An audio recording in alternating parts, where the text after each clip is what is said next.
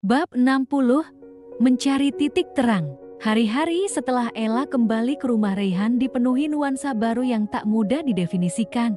Ada keheningan yang menenangkan, tapi juga penuh kewaspadaan. Mereka seperti dua orang asing yang saling mengenal. Namun kini harus belajar dari awal. Raihan mulai lebih sering berada di rumah. Ia menunda beberapa urusan kantor, menyerahkan sebagian tugasnya kepada manajer kepercayaannya. Di mata Raihan, saat ini prioritas utamanya bukan lagi bisnis, melainkan menyelamatkan hubungan yang hampir runtuh itu. Suatu malam, hujan turun deras.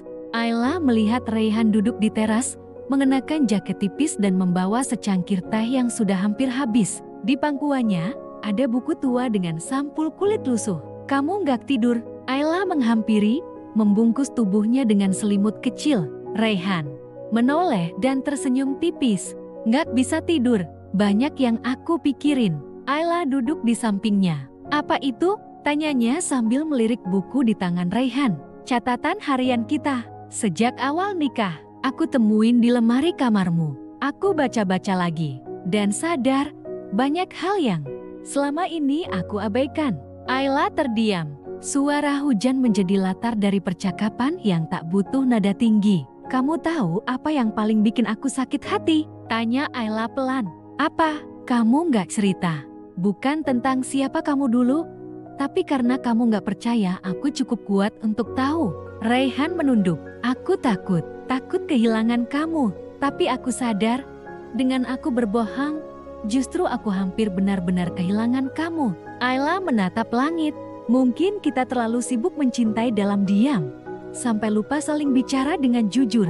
Mereka duduk lama, membiarkan hujan membersihkan udara, seperti mereka yang mencoba membersihkan luka. Keesokan harinya, Ayla tak memberitahu siapapun bahwa ia akan pergi menemui Vina. Ia berdandan rapi, mengenakan blus putih dan celana panjang, krem, lalu memesan taksi online menuju kantor tempat Vina bekerja.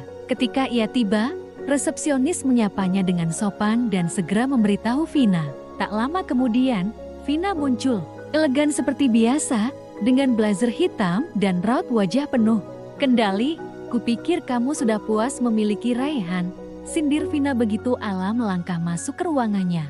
"Aku nggak datang untuk berdebat. Aku cuma ingin bicara, wanita ke wanita," jawab Ayla tenang. Mereka duduk berhadapan. Ayla membuka percakapan dengan tenang, membicarakan masa lalu tanpa menyalahkan. "Aku tahu kalian punya sejarah, tapi masa lalu nggak seharusnya membayangi langkah kami ke depan." Vina menyilangkan kaki, menatap tajam.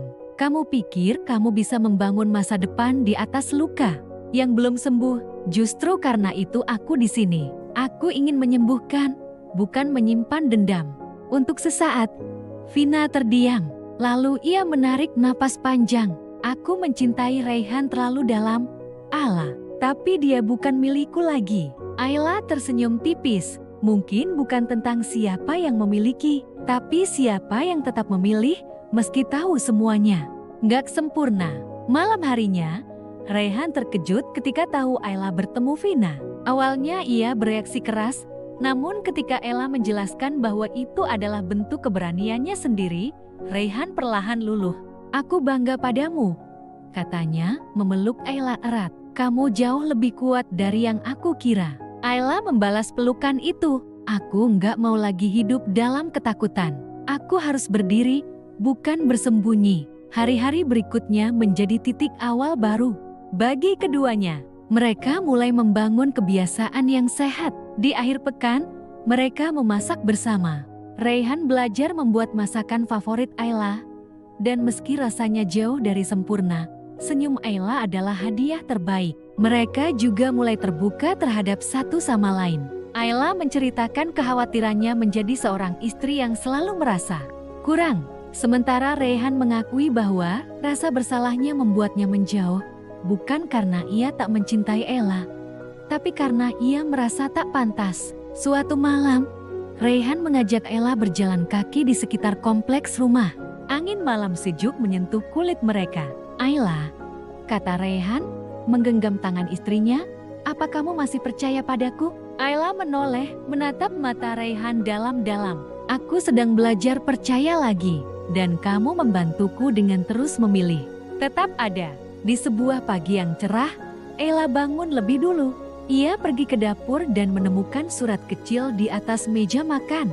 Selamat pagi, istriku yang kuat. Hari ini dan setiap hari ke depan, aku ingin belajar menjadi pria yang bisa kamu percaya sepenuh hati. Air mata Ella menetes tanpa bisa ditahan. Bukan karena sedih, tapi karena harapan. Ia tahu luka mereka belum sembuh sepenuhnya, tapi kini mereka punya arah. Cinta mereka kini bukan cinta yang liar dan membara seperti dulu.